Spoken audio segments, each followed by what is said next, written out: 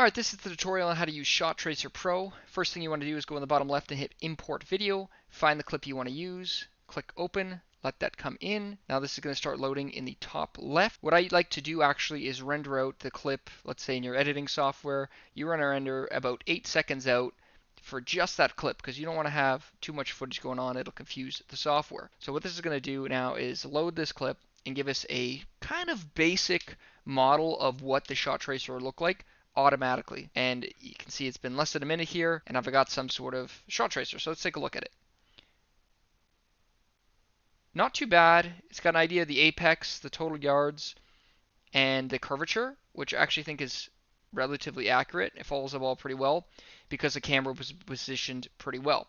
Alright, so that last shot was a green one, as you can see in the top left, which means it followed it really well. But let's say you have a problem where you have a bad tracking quality. It's not going to track this thing very well. Which is this one. It couldn't find it. So we can do a manual edit. So we're going to click manual edit, edit trajectory, and I always like doing line molding. Keyframing takes a lot longer, and I don't think it's that good, but it is a little bit more accurate if you're good at it. But let's just go line molding because it's pretty simple. So the first thing we got to do is find the first frame.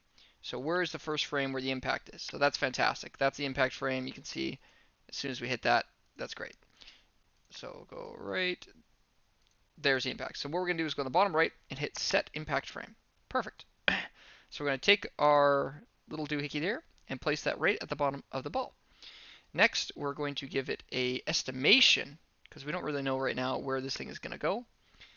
You're going to zoom in, zoom out, and what you're going to do is drag these little balls here, and that's going to give us an idea about the line. So let's just zoom out for a moment here so we can see, because we know this line is going to go high and up.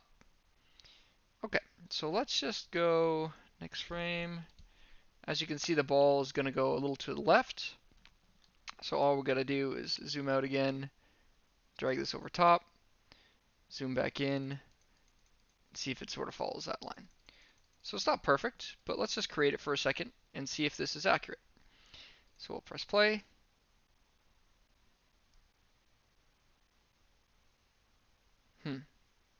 Okay, a lot of things went wrong there.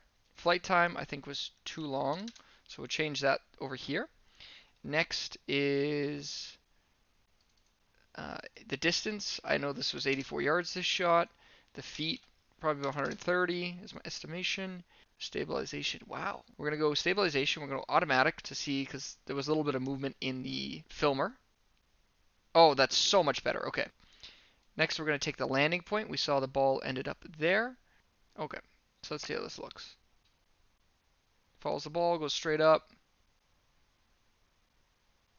So it's a little delayed. We need to cut the flight time to about 4 seconds and move this tracer a little bit like that. So what we're going to do is we're going to go export selected shots. We'll hit this shot. We'll hit OK. All right, let's see what this looks like now. Oh, does it get there? Oh, that was nice. And that's how to use Shot Tracer Pro. Thanks for watching, guys. I've been Caching Birdies. Subscribe.